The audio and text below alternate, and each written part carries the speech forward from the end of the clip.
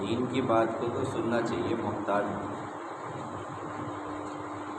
اور اپنے آپ کو ضرورت مند سمجھ کر سننا چاہیے۔ ہم سب اس کے محتاج ہیں، ہم سب اللہ کے دین، اللہ کا دین ہم سب کی ضرورت ہے اور سب سے اہم ضرورت ہے۔ اللہ کرے ہمارے بات سمجھ میں آ جائے، اس لیے ہمیں بار بار سننا چاہیے اور خوب دھیان سے سننا چاہیے، عمل کی نیت سے سننا چاہیے۔ اس لیے جو حضرات باہر ہیں یا باہر کھڑے ہوئے ہیں وہ اندر تشریف۔ الحمدللہ کفا وسلام علی عبادہ الذین اصطفیٰ، اما بعد۔ قال اللہ سبحانہ وتعالی اعوذ باللہ من الشیطان الرجیم، بسم اللہ الرحمن الرحیم۔ ومن اظلم ممن منع مساجد اللہ ان یذکر فیہا اسمہ وسعى فی خرابها اولئک ما کان لهم ان يدخلوها الا خائفین لهم فی الدنیا خزی ولهم فی الآخرۃ عذاب علیم۔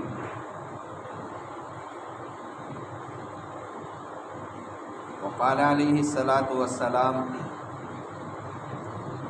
اذا تبایعتم بالعینۃ وأخذتم أذناب البقر ورضيتم بالزرع وتركتم الجهاد سلط الله عليكم ظلا لا ينزعه حتى ترجعوا إلى دينكم، أو كما قال عليه الصلاة والسلام۔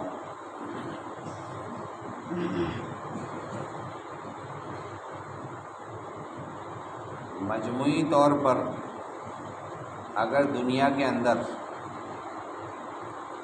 مسلمانوں کے احوال کو دیکھا جائے اور ان کے احوال کو پڑھا جائے اس وقت، تو کچھ اچھے معلوم نہیں ہوتے۔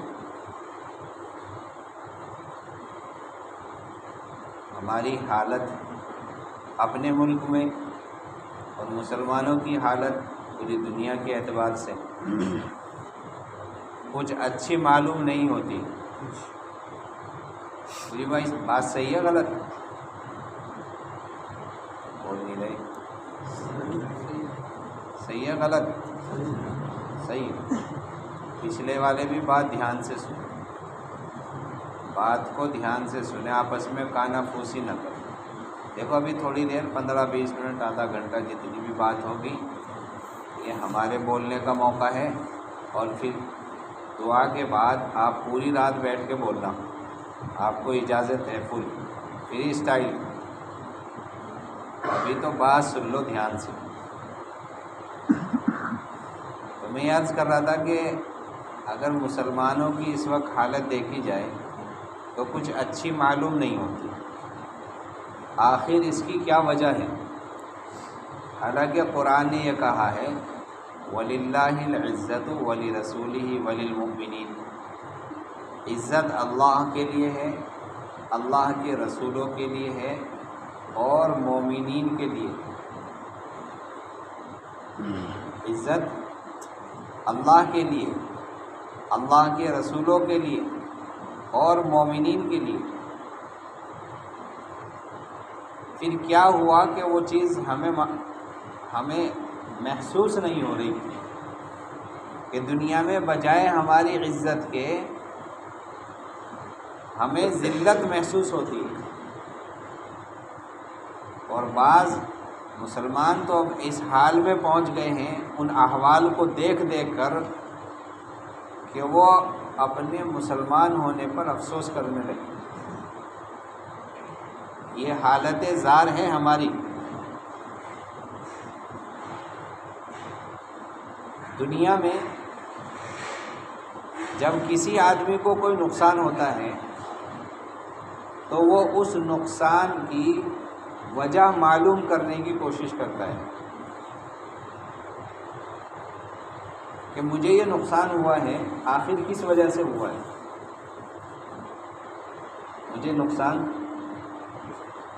نقصان ہوا ہے، مجھے کس وجہ سے نقصان ہوا ہے؟ تو آدمی اس کی وجہ تلاش کرتا ہے اور کہتا ہے یار ایسا ہو گیا اور میرا اتنا بڑا نقصان ہو، کاش میں یہ غلطی نہ کرتا، کاش۔ آدمی کا گلا دکھ رہا ہے، ناک بہ رہا ہے، سر میں درد ہو رہا ہے، تو ڈاکٹر کے یہاں دوا لینے جاتا ہے، بھئی کیا ہو گیا؟ کہ جی وہ میں دھوپ میں آیا تھا پسینہ پسینہ ہو کر، اور میں نے فریج سے نکال کر ٹھنڈا پانی پی لیا، میرا یہ نقصان ہو گیا۔ کیوں جی بتاتے نہیں نقصان کی وجہ؟ تو ڈاکٹر دوا دے کر یہ کہتا ہے کہ یہ کھاؤ اور ٹھنڈا پانی مت پینا، اور دہی اور چاول ساتھ میں بند۔ دوا بھی لینی پڑے گی، اور جو غلطی کی ہے اس کے ساتھ اور وجوہات پر پابندیاں لگانی پڑے گی، جب تمہارا یہ جو نقصان ہے اس کی تلافی ہو پائے گی۔ تمہیں جو نقصان صحت کے اعتبار سے پہنچا ہے تمہاری غلطی کی وجہ سے، اس کی تلافی جب ہوگی جب تم دوا لو اور ٹھنڈے پانی کے ساتھ ساتھ چاول اور دہی کا بھی پرہیز رکھو۔ بات سمجھ میں آ رہی بھائی؟ آدمی کی طبیعت خراب ہوئی تو ڈاکٹر نے اس کی وجہ معلوم کی، آخر کیا وجہ ہے، آخر کیا وجہ ہے؟ تو سچ بتاؤ، جب اللہ تعالیٰ نے ہمارے لیے عزت رکھی ہے اور ہمیں دنیا میں ذلت حاصل ہو رہی ہے، تو ہمیں اس کی وجہ تلاش کرنی چاہیے نہیں کرنی چاہیے؟ بول نہیں رہے؟ دیکھو ہنگورا دینا پڑے گا تبھی کہانی پوری ہوگی۔ تھوڑا سا اور آگے کو ہو جاؤ، 5 گرام۔ اب تو موبائل کا دور ہے، پہلے زمانوں میں جب موبائل نہیں تھے تو رات کو دادی اماں اور دادے ابا اپنے بچوں کو، پوتوں کو کہانیاں سنایا کرتے تھے۔ سنی نا؟ اپنے سے بھی بہت ساروں نے سنی ہوگی، میں نے بھی سنی ہے۔ تو وہ کہانیاں سنایا کرتی تھی اور یوں کہا کرتی تھی کہ دیکھو ہنگورا دیتے رہنا، اور پھر وہ کہتی تھی ایک بادشاہ تھا، ہاں، سننے والا کہتا تھا ہاں، اس کی ایک رانی تھی کہ ہاں، وہ دونوں ایک محل میں رہا کرتے تھے۔ وہ چپ ہو گیا، ارے سو گیا کیا؟ کہ نہیں سویا نہیں، سن رہا ہوں۔ کہ پھر ہنگورا کیوں نہیں دے رہا؟ تبھی تو معلوم ہوگا کہ میری کہانی سنانا ٹھیک ہے، اگر تو سو گیا تو میں تو بے فائدہ بولتا رہوں گا۔ تو اسی لیے آپ لوگوں کے ہنگورے سے مجھے معلوم ہوگا کہ ہاں بات سمجھ میں آ رہی، تو اس لیے بولتے رہی ہو۔ تو میں یہ عرض کر رہا تھا کہ ہمیں اس کی وجہ معلوم کرنی چاہیے نہیں کرنی چاہیے کہ ہمیں ذلت کیوں حاصل ہو رہی ہے، ہمیں دبانے کی کوشش کیوں کی جا رہی ہے، آخر اس کی کیا وجہ ہے؟ اور اگر اس کی وجہ معلوم ہو جائے تو ہم اس نقصان سے بچیں گے انشاءاللہ۔ کون کون بچے گا؟ ارے ہاتھ اٹھانے میں بھی بیچارے روزہ لگ رہا دکھتے ہیں، کر رہے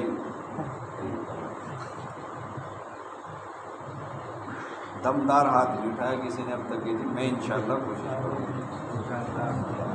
ماشاء اللہ۔ چلو، ہاتھ اٹھانا یہ اظہار ارادے کے لیے ہے، ویسے تو ہاتھ تو سیاستوں میں اٹھائے جائیں، یہاں تو قدم اٹھانے کی بات کی جائے۔ اللہ تعالیٰ فرما رہے وَمَنْ أَظْلَمُ مِمَّنْ مَنَعَ مَسَاجِدَ اللَّهِ أَن يُذْكَرَ فِيهَا اسْمُهُ، اس سے بڑا ظالم کون ہوگا جو اللہ کے گھر میں اللہ کی عبادت کرنے سے روکے، اللہ کے گھر میں اللہ کی عبادت کرنے سے روکے، یعنی سب سے بڑا ظالم ہے وہ جو مسجدوں میں اللہ کا ذکر کرنے سے، اللہ کی عبادت کرنے سے روکے یا ذکر اور عبادت میں رکاوٹ بنے۔ کیا بنے؟ اللہ کی عبادت میں رکاوٹ بننا یا اللہ کے گھر میں اللہ کی عبادت کو نہ ہونے دینا، یہ ہے ہماری غلطی۔ یہ کیا ہے؟ یہ ہماری غلطی۔ جب ابا مسجد میں نہیں آئیں گے تو بتاؤ بچے مسجد میں آئیں گے؟ جی بولو۔ تو ہم رکاوٹ بنے نہیں بنے؟ اب نہیں بولنے کے، ارے ہنگورا تو دے دو، ہم سب رکاوٹ بن رہے ہیں۔ جب میں مسجد میں نہیں آؤں گا تو میری اولاد مسجد میں نہیں آئے گی۔ میری اولاد اس لیے کہ میں انہیں راستہ نہیں دکھلا رہا ہوں۔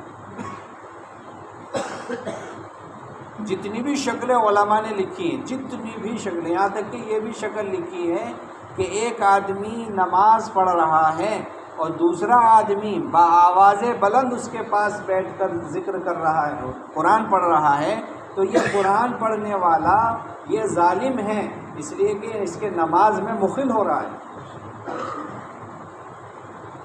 اس کی عبادت میں خلل ڈال رہا ہے۔ کیا کر رہا ہے؟ اس کی عبادت میں سینکڑوں شکلیں ہیں، اس کی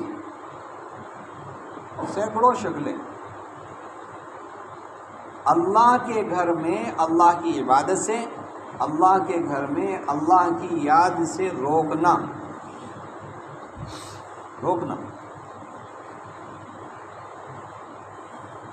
تو جب میں نہیں جاؤں گا تو میری اولاد نہیں جائے گی، تو گویا کہ میں مسجد میں اللہ کے ذکر سے روکنے والا بنا، تو میں ظالم ہوا۔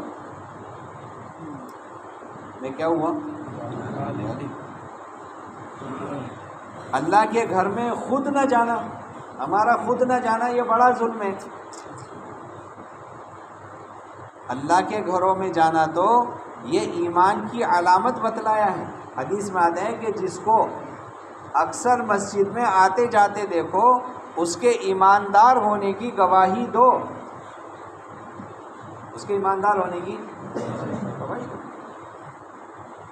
اس کے ایماندار ہونے کی گواہی دو۔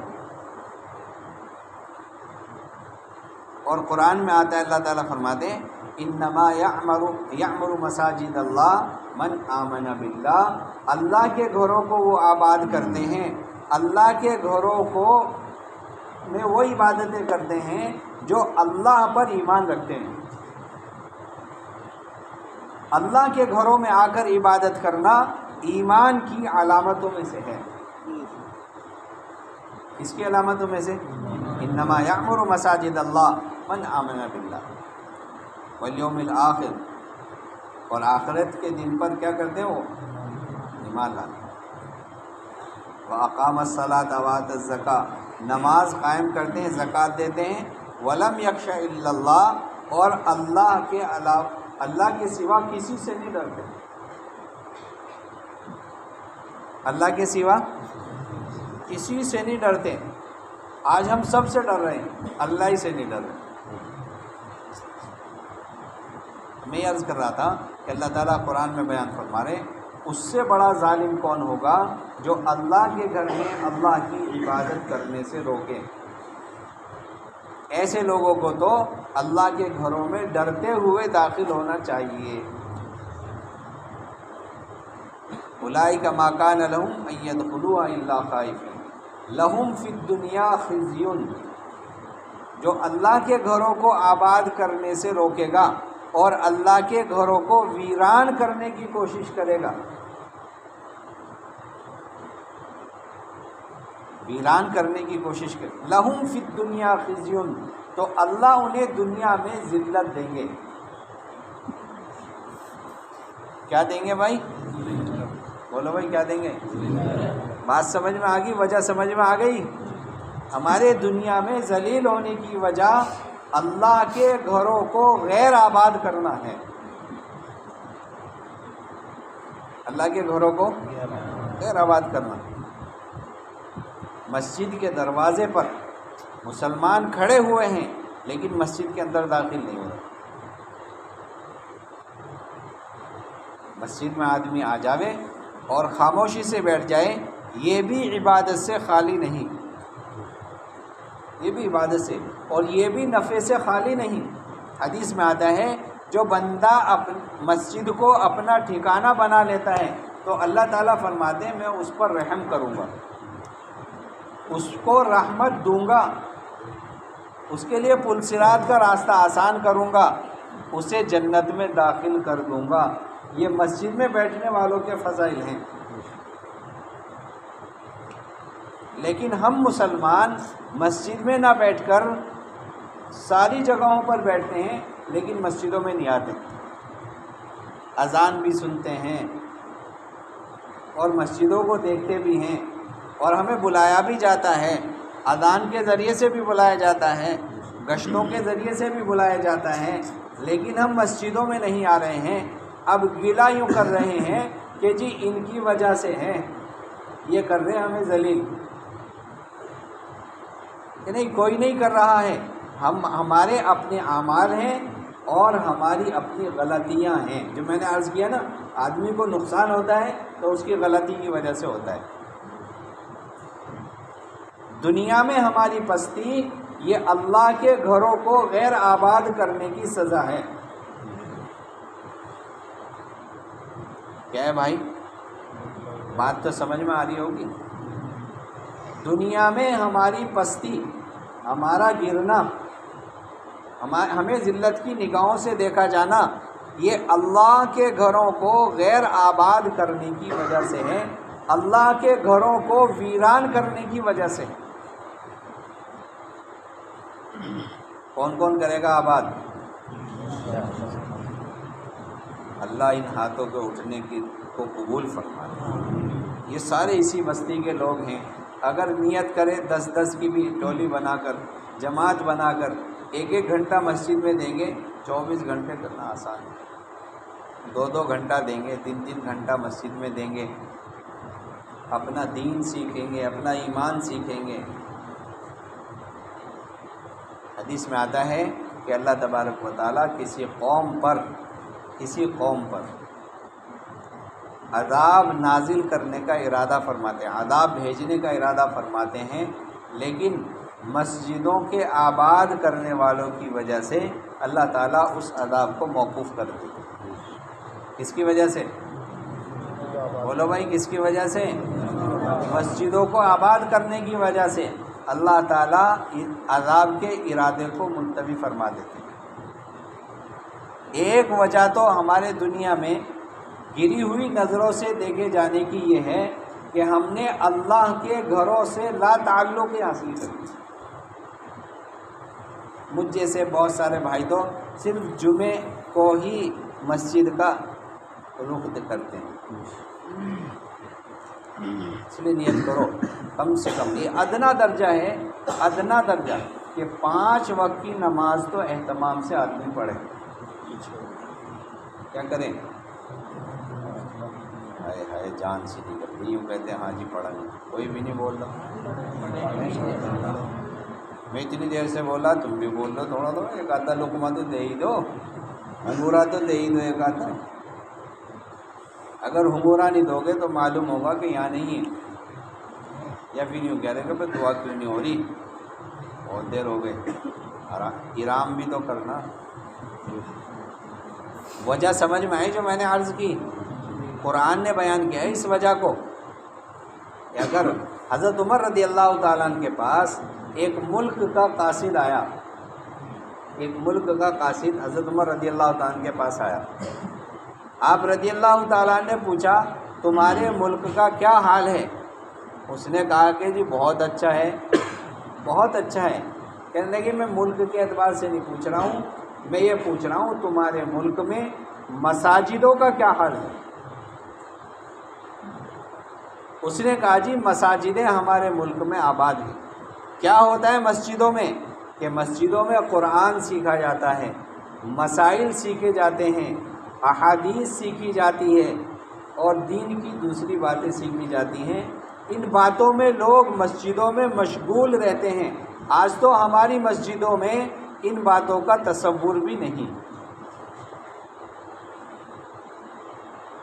کہ میں مسجد میں جا کے ہم امام صاحب سے قرآن صحیح کر لیں۔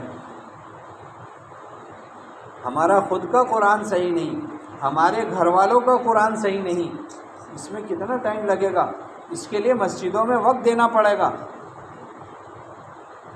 نہ تو سیکھنے والے مسجدوں میں وقت دے رہے ہیں اور نہ سکھانے والے مسجدوں میں وقت دے رہے ہیں، نہ سیکھنے والے دے رہے ہیں اور نہ سکھانے والے دے رہے ہیں۔ کہ اللہ نے مجھے قرآن کی دولت عطا فرما دی، اللہ نے مجھے علم کی دولت عطا فرما دی، میں مسجد میں بیٹھوں اور لوگوں کو پکڑ پکڑ کر لاؤں، لوگوں کو۔ آپ علیہ الصلاۃ والسلام عدی بن حاتم رضی اللہ تعالیٰ عنہ کا ہاتھ پکڑ کر لائے اپنے گھر بیٹھے لے کر، اور انہیں دین کی باتیں سکھائی، ان سے باتیں کرتے رہے۔ حضرت عدی بن حاتم رضی اللہ تعالیٰ عنہ فرماتے ہیں اللہ کے رسول مجھ سے باتیں کرتے رہے اور کہنے لگے اے عدی، کیا تمہارے نزدیک اللہ کے سوا بھی کوئی معبود ہے؟ کون سی چیز ہے جو تمہیں اللہ کو معبود کہنے سے روکے ہوئے ہیں؟ کیا اللہ کے سوا بھی تمہارے یہاں کوئی معبود ہے؟ کہ نہیں اللہ کے رسول، ہمارے یہاں اللہ کے سوا کوئی معبود نہیں۔ پھر باتیں کرتے رہے اور پھر آپ علیہ الصلاۃ والسلام نے فرمایا اے عدی بن حاتم، اے عدی، کون سی چیز ہے جو تمہیں اللہ کو سب سے بڑا ماننے سے روکے ہوئے؟ کیا اللہ سے بھی بڑی تمہارے نزدیک کوئی چیز ہے؟ یعنی اللہ کے رسول، ہمارے نزدیک اللہ سے بڑی کوئی بات نہیں ہے۔ پھر آپ علیہ الصلاۃ والسلام نے یہود و نصارہ کے لیے بد دعا کی۔ عدی بن حاتم اسی مجلس میں مسلمان ہو گئے، اسی مجلس میں۔ بول نہیں رہے، ہنگورا ہی نہیں دے رہے، میں تھک جاؤں گا اگر ہنگورا نہیں دو گے، کہانی بند کر دوں گا۔ کیا ہو گئے؟ بول نہیں رہے۔ حضرت عدی رضی اللہ تعالیٰ عنہ مسلمان ہو گئے۔ کیا ہو گئے؟ مسلمان۔ آپ علیہ الصلاۃ والسلام سفر میں ہیں، خیمہ لگا ہوا ہے، لوگ آپ کی حفاظت کے لیے، دو صحابی آپ کی حفاظت کے لیے کھڑے ہوئے ہیں۔ ایک آدمی آیا دوسری جگہ سے، بھائی بیٹھے رہو، انہیں بٹھا دو، جو اٹھ کے جا رہے ہیں نا یہ گڑبڑ کرتے ہیں۔ تو ایک آدمی آیا، اس نے ان سے کہا دربانوں سے، میں حضور صلی اللہ علیہ وسلم سے ملنا چاہتا ہوں۔ کیا کرنا چاہتا ہوں؟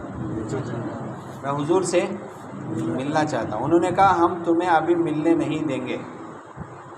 اس نے کہا میں تو مل کر رہوں گا۔ کہنے لگے اگر تم زبردستی کرو گے، بور تو نہیں ہو رہے؟ اس نے کہا اگر تم زبردستی کرو گے، انہوں نے کہا دربانوں نے، تو ہم تمہاری پٹائی کریں گے۔ اس نے کہا اگر تم مجھے پیٹو گے میں تمہیں پیٹوں گا۔ کہنے لگے یار تم تو بہت برے آدمی ہو۔ اس نے کہا خدا کی قسم تم مجھ سے برے آدمی ہو۔ اس زمانے کی قسم ایسی نہیں ہوتی جیسے ہمارے زمانے میں، قسم کا کوئی اعتبار ہی نہیں، قسم کا کوئی وزن ہی نہیں۔ صبح سے لے کے شام تک آدمی ہزاروں مرتبہ اللہ پاک قسم، اللہ پاک قسم، اللہ پاک قسم کھاتے تھے۔ اس زمانے میں قسم کا وزن ہوتا تھا کہ یہ بات آدمی قسم کھا کر کہہ رہا ہے تو کچھ نہ کچھ وجہ ہے۔ کہنے لگے بھائی تو یوں بتا، تو نے کہا کہ ہم تجھ سے زیادہ برے ہیں، قسم کھا کے ہم تجھ سے زیادہ برے کیوں ہیں؟ کہنے لگے میں فلاں جگہ سے آ رہا ہوں، ابھی مسلمان نہیں ہوئے، ابھی مسلمان نہیں ہوئے، میں فلاں جگہ سے آ رہا ہوں آپ علیہ الصلاۃ والسلام سے ملاقات کے لیے، میں اپنی قوم کا قاصد ہوں، میں اس نیت سے آ رہا ہوں حضور کے پاس حاضر ہوں گا، اسلام قبول کروں گا، ان سے دین کی باتیں سیکھوں گا اور سیکھ کر اپنی قوم کو جا کر سکھاؤں گا۔ سمجھ میں آ رہی بات؟ میں عرض کر رہا تھا نہ تو سیکھنے والوں کے پاس ٹائم ہے اور نہ سکھانے والوں کے پاس ٹائم ہے۔ ہماری مسجدیں ہم دونوں نے مل کر ویران کی ہیں، ہم تو بیٹھے آگے، کسی ایک کی تو محلے میں تشکیل کر کے لائیں، اس کو اپنے قریب تو کریں، بھائی میں تجھے قرآن سکھاؤں گا، تم بہت اچھا پڑھتے ہو، تم 1 گھنٹہ مجھے بتاؤ کس وقت دو، اور مسجد میں بیٹھ کر ہم دونوں یہ کام کریں گے۔ 1 سے بجے 2، 2 سے 3، 3 سے 4، آہستہ آہستہ ماحول بنتا چلا جائے گا، آہستہ آہستہ ماحول بنتا چلا جائے گا۔ مسجدیں آباد ہوتی چلی جائیں گی، مسجدوں کی ویرانی ختم ہوتی چلی جائیں گی، ہماری ذلتیں ہٹتی چلی جائیں گی، اللہ ہمیں عزت عطا کرتا چلا جائے گا۔ ایک سبب تو یہ ہے، ٹائم زیادہ ہو جائے گا۔ دوسرا سبب حدیث کے اندر اللہ کے رسول صلی اللہ علیہ وسلم نے فرمایا اذا تبایعتم بالعینۃ واخذتم اذناب البقر ورضیتم بالزرع وترکتم الجہاد، کہ جب تم بالکل کاروبار میں مشغول ہو جاؤ گے، کیا ہو جاؤ گے؟ صبح سے لے کے شام تک سوائے کاروبار کے بتاؤ ہمیں کوئی اور فکر ہے؟ اجی بولو، کوئی اور فکر ہے؟ سوائے کاروبار کے کوئی اور فکر ہی نہیں ہے۔ آپ علیہ الصلوۃ والسلام نے خبر دی تھی جب تم بالکل کاروبار میں مگن ہو جاؤ گے اور گائے بیل کی دم پکڑ کر کھیتی باڑی میں مشغول ہو جاؤ گے، وَتَرَكْتُمُ الْجِهَادَ، اور اللہ کے راستے میں نکلنا چھوڑ دو گے، صلی اللہ علیکم ذلہ، اللہ تمہارے اوپر ذلت ڈال دیں گے۔ کون دے گا ہمیں عزت؟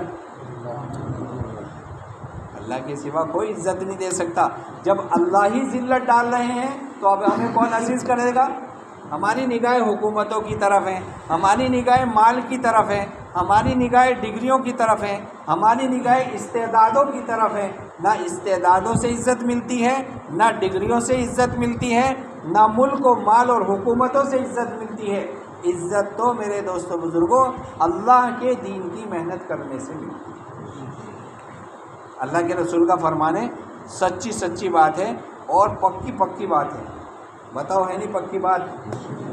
ارے ہے نہیں پکی بات بزرگوں، لیکن کرنے کے نہیں، کریں گے؟ واہ جی واہ واہ، ایسا مجمع پہلی بار ملا، کئی بار میں نے بات کر لی، خاموشی رہتا ہے بالکل۔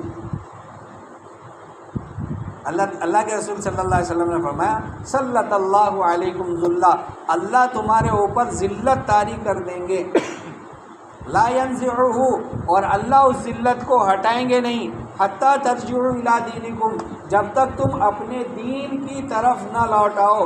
علماء نے لکھا کہ اس میں دین کی محنت بھی شامل ہے، کہ جب تک تم اپنے دین اور دین کی محنت کی طرف نہ لوٹ آؤ، اس لیے کہ کوئی بھی چیز بغیر محنت کے وجود میں نہیں آتی ہے، دین وجود میں محنت کے ساتھ آئے گا۔ تو دو سبب ہوئے ذلت کے۔ میں نے عرض کیا تھا دنیا میں ہمیں ذلت کی نگاہوں سے دیکھا جا رہا ہے اور ہم بھی اس کو محسوس کر رہے ہیں، لیکن ہماری دو غلطیاں ہیں۔ میں نے عرض کیا تھا جب آدمی کو کوئی نقصان ہوتا ہے تو وہ اس نقصان کی وجہ کو دیکھتا ہے، آخر کس وجہ سے ہو رہا ہے۔ ہمارا دنیا میں بڑا نقصان ہو رہا ہے، ہمیں ذلت کی نگاہ سے دیکھا جا رہا ہے، اس کی دو وجہ، دو غلطیاں ہیں جو قرآن اور حدیث کے اندر بیان کی گئی۔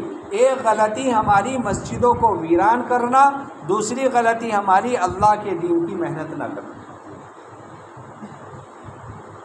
اب آپ سمجھدار ہو، پڑھے لکھے ہو، یہ پورا مجمع بتاؤ کیا کرو گے؟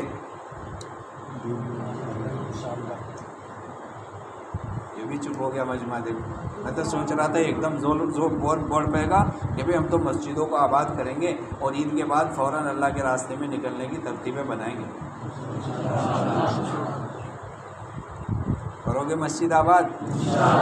لگاؤ گے اللہ کے راستے میں وقت؟ 4 مہینے، ڈرنا مت، 4 مہینے کوئی چیز نہیں ہوتی، تو ارادہ کر کے بتاؤ، کھڑے ہو کے بتاؤ کون مجمع میں تیار ہوا کہ جی انشاءاللہ لگاؤں گا۔ کھڑے تو ہو ہی جاؤ، سب ہو جاؤ کھڑے، ارادہ کر لو، اللہ بہت غنی ہے، سب کھڑے ہو جاؤ، سب کر لو ارادہ۔ ارے تم بھی کر لو قاری صاحب، کر لو سب ارادہ، بیٹھ جاؤ، نہ جانے اللہ اس کھڑے ہونے پر آپ کو کیا دے دیں گے۔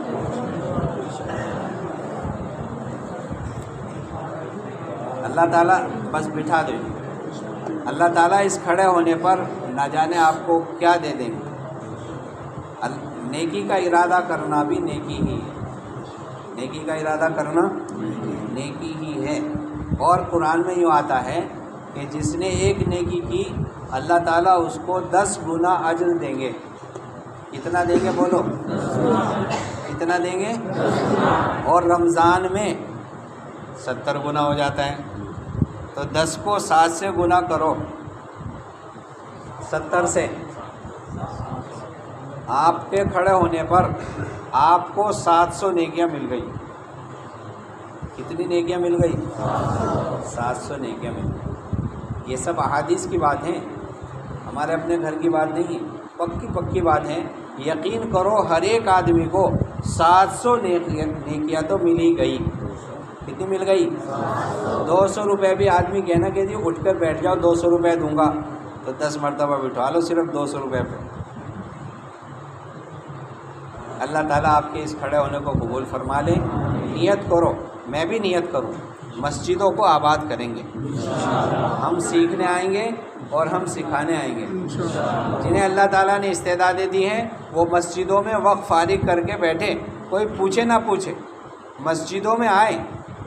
کہاں آئیں؟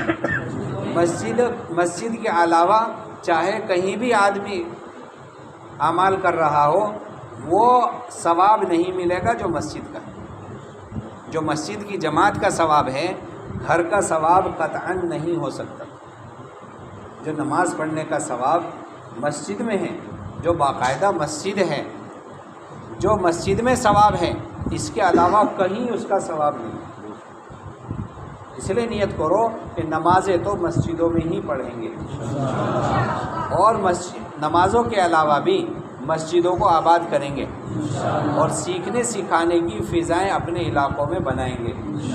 ہم یہاں آ کر مسجدوں کو آباد کر کے سیکھیں گے، اور جو یہاں سے سیکھا ہے جا کر گھروں میں اپنے سکھائیں گے۔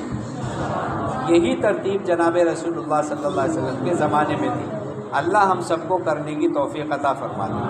اب دعا کریں گے، جو کہتے ہیں الدعاء مخ العبادہ، دعا عبادت کا مغز ہے۔ اور دوسری روایت میں ہے الدعاء هو العبادہ، کہ دعا بھی عبادت ہی ہے، دعا بھی عبادت ہی ہے۔ اس کی تائید میں اللہ کے رسول صلی اللہ علیہ وسلم نے آیت پڑھی کہ الذین یستکبرون عن عبادتی سیدخلون جہنم داخرین۔ تو دعا بھی عبادت ہی ہے۔ جو دعا مانگنے سے بچتا ہے یا کبر کرتا ہے، اس کے لیے اللہ تعالیٰ نے بڑی وعید فرمائی۔ اس لیے اللہ سے خوب مانگنا چاہیے۔ مانگیں گے انشاءاللہ؟ آپ بھی مانگیں گے؟ مانگو اللہ سے۔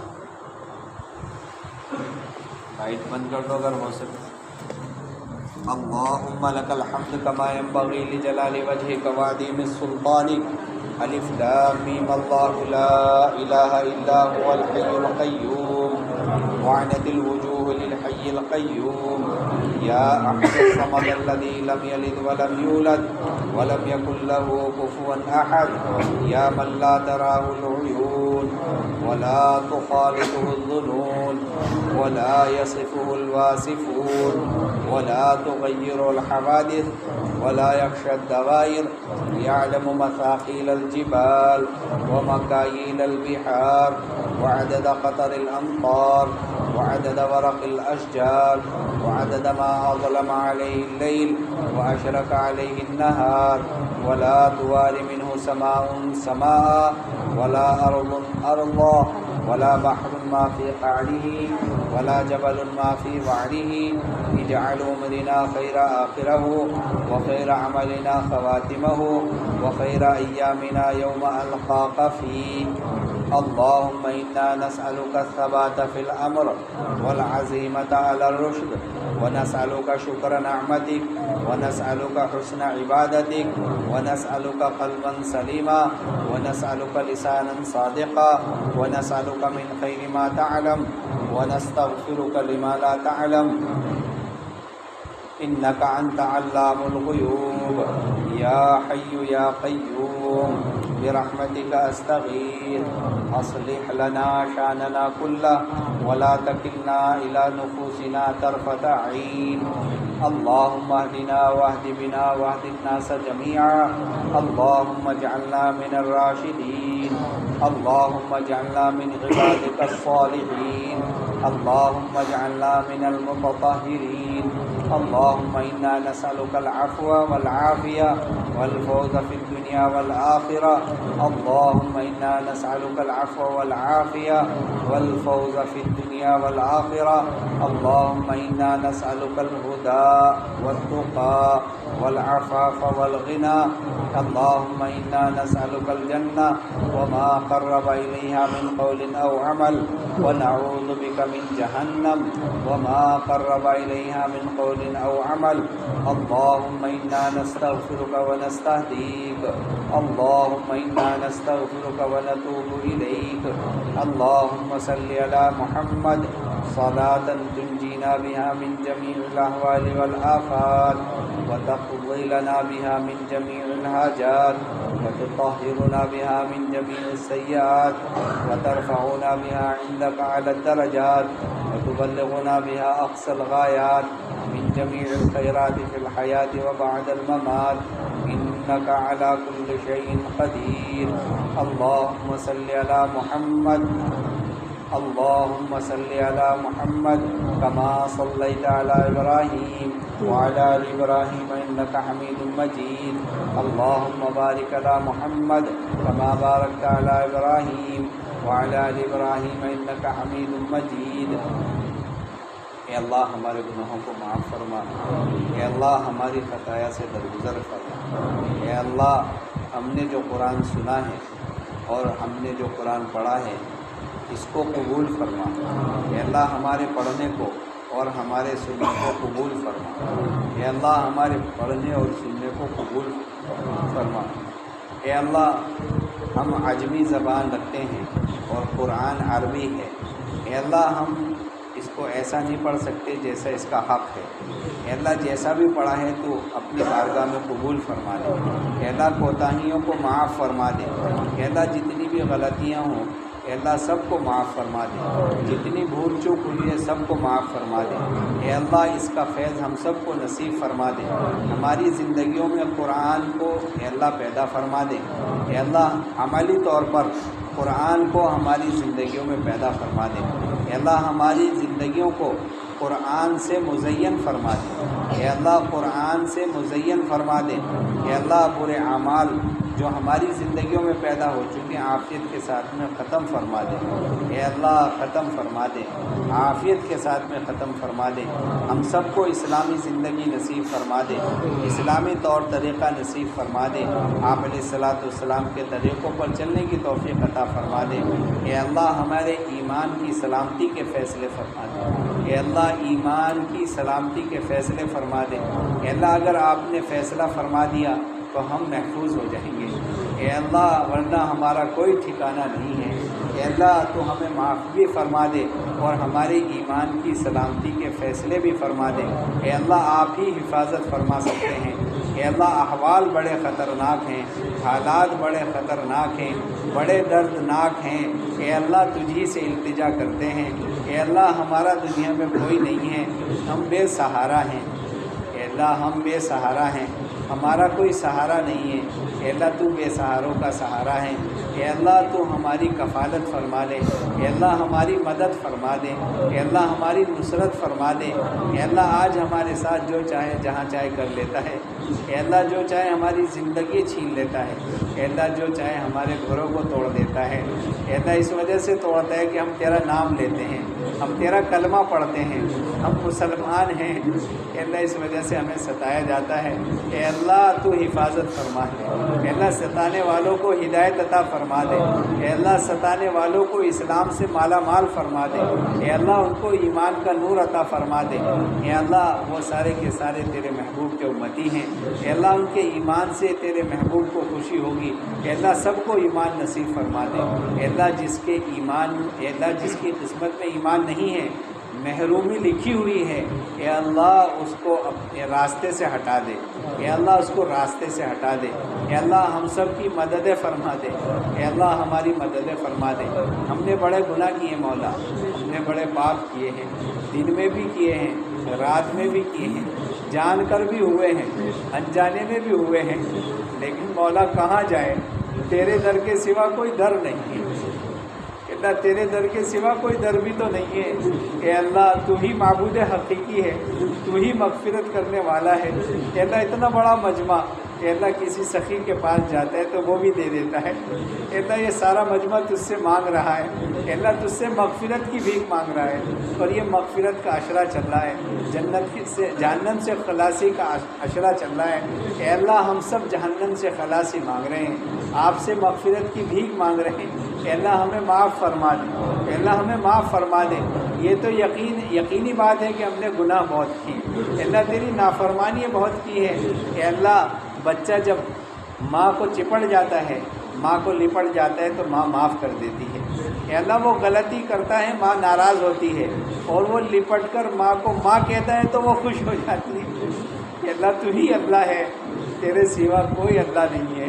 اے اللہ کوئی معبود نہیں ہے، معبود حقیقی آپ ہی ہیں۔ آپ کو تو اپنے بندوں سے 70 ماؤں سے زیادہ محبت ہے۔ اے اللہ ہم کہاں جائیں؟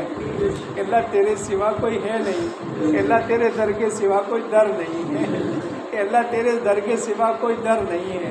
اے اللہ ہم دنیا کے ٹھکرائے ہوئے تیرے در پر آئے ہیں، اے اللہ تجھ سے مانگ رہے ہیں، اے اللہ آپ ہمیں معاف فرما دیجیے، اے اللہ معاف فرما دے، اے اللہ معاف فرما دے، اے اللہ آج تو معاف کر ہی دے۔ اے اللہ نہ جانے آئندہ سال رمضان نصیب ہوگا یا نہیں ہوگا۔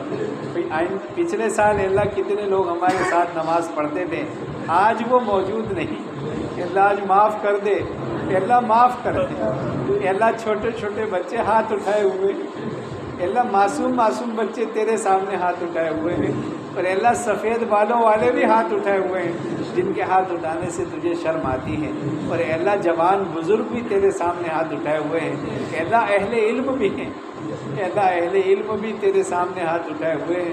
تو سب کا معبود ہے، اے اللہ سب کا معبود تو ہی ہے۔ اے اللہ ہمیں معاف فرما دے، اے اللہ معاف فرما دے۔ تجھے تیری بڑائی کا واسطہ، تجھے تیری کبریائی کا واسطہ، اے اللہ تو معبودوں کا معبود ہے، اے اللہ تو حقیقی معبود ہے، تو سب سے بڑا ہے، تو شہنشاہوں کا شہنشاہ ہے، ساری کائنات تیرے قبضے میں ہے۔ اے اللہ تجھے تیرے محبوب کا واسطہ، اے اللہ تجھے تیرے محبوب کا واسطہ، اے اللہ اس کالی کملی والے کا واسطہ، اے اللہ تو ہمیں معاف فرما دے، اے اللہ معاف فرما دے، اے اللہ معاف فرما دے۔ اے اللہ ہم تیرے گھر میں بیٹھے ہوئے ہیں، اے اللہ تجھ سے مغفرت کی بھیک مانگتے ہیں، اے اللہ تو ہمیں معاف فرما دے۔ ان چھوٹے چھوٹے بچوں کے ہاتھ اٹھانے کی برکت سے معاف فرما دے، اے اللہ معاف فرما دے۔ اے اللہ ہمارے ماں باپ کو اے اللہ ان کی قبروں میں راحت عطا فرما دے، اے اللہ راحت عطا فرما دے۔ جن کے ماں باپ دنیا سے جا چکے اے اللہ ان کو معاف فرما دے، اے اللہ ان کی مغفرت فرما دے۔ جن کی مغفرت ہو چکی ان کے درجات کو بلند فرما دے، اے اللہ درجات کو بلند فرما دے۔ اے اللہ وہ ہمارے آگے بڑھانے میں بڑی محنتیں کرتے تھے، اے اللہ بڑی کوششیں کرتے تھے، خود بھوکے رہ کر ہمارے اوپر خرچ کرتے تھے، اے اللہ ہمارے اوپر خرچ کرتے تھے، اپنا منہ پوچھ کر انہوں نے ہمیں پڑھایا، ہمیں لکھایا، اور اے اللہ اب ہمیں خوش دیکھ کر اپنے سارے غم بھول جایا کرتے تھے۔ اے اللہ آج ہمارے ماں باپ قبروں میں ہیں، اے اللہ تو انہیں معاف فرمائے، اے اللہ ہماری ماں کو معاف کر دے، ہمارے ابا کو معاف کر دے، اے اللہ ہماری ماں کو معاف کر دے، ہمارے ابا کو معاف کر دے۔ اے اللہ جن کے ماں باپ زندہ ہیں انہیں قدردانی کی توفیق عطا فرما۔ اے اللہ جیسے تو نے اے اللہ جیسے ہمارے ماں باپ نے ہمارے بچپن میں ہم پر رحم فرمایا ہے تو ان کے بڑھاپے میں رحم فرما دے، اے اللہ تو ان کے بڑھاپے میں رحم فرما دے، ہمیں ماں باپ کا قدردان بنا دے، اے اللہ ناقدری سے بچا دے، اے اللہ ماں باپ کی ناقدری سے بچا دے۔ اے اللہ ہم میں جو بیمار ہے صحت عطا فرما دے، ہم میں بہت سارے ساتھی بیمار ہیں، اے اللہ سب کو صحت عطا فرما دے۔ تو ہی بیماریوں کا مالک ہے، تو ہی صحتوں کا مالک ہے، تو بغیر دواؤں کے بھی قادر ہے۔ اے اللہ ہم تجھ سے صحت مانگتے ہیں، اے اللہ اس مجمع میں جو بھی بیمار ہو سب کو صحت عطا فرما دے، یا ان سے متعلق ان کے گھروں میں ان کے رشتہ داروں میں جو جس حال سے پریشان ہیں اے اللہ تو سہولت عطا فرما دے، اے اللہ راحت عطا فرما دے، اے اللہ تو ہمیں اپنے گھر میں رہنے والا بنا دے، ہمیں اپنے گھر میں ٹھکانہ دینے والا بنا دے۔ اے اللہ آج ہم نے تیرے گھر سے دوری اختیاری کی ہے، اے اللہ ہم تیرے راستے میں نکلنے سے رک گئے ہیں، اے اللہ جو ہماری ذلتوں کا سبب ہے، آج ہم عزم کرتے ہیں تیرے گھر کو آباد کریں گے، تیرے راستے میں نکلیں گے۔ اے اللہ تو ہمارے ان ارادوں کو قبول فرما دے، اے اللہ ہماری اولادوں کو بھی قبول فرما دے، قیامت تک کے آنے والی ہماری اولادوں کو دین کا داعی فرما دے، دین کا عالم فرما دے، نیک اور صالح فرما دے۔ اے اللہ جہاں جہاں جس علاقے میں تو نے جن لوگوں سے دین کا کام لیا ہے، اے اللہ اس کام کو ان کی اولادوں میں وراثت کے طور پر جاری فرما دے، اے اللہ ان کی اولادوں میں جاری فرما دے، اے اللہ ہم سب کو دیندار بنا دے، اے اللہ ہم سب کو نمازی بنا دے، اے اللہ ہم سب کو حقیقت اسلام نصیب فرما دے، ہم سب کو حقیقت ایمان نصیب فرما دے۔ اے اللہ اس پورے مجمع کی مغفرت فرما دے، اے اللہ اس پورے مجمع کی مغفرت فرما دے، اے اللہ ہمیں اسلام کا معاون بنا دے، اسلام کا ناصر بنا دے، اے اللہ اسلام کو بگاڑنے سے ہماری حفاظت فرما دے، ہماری دعاؤں کو اور حضرت رسول اکرم صلی اللہ علیہ وسلم کے طفیل سے قبول فرما۔ سبحان ربک رب العزت عما یصفون وسلام علی المرسلین والحمد للہ۔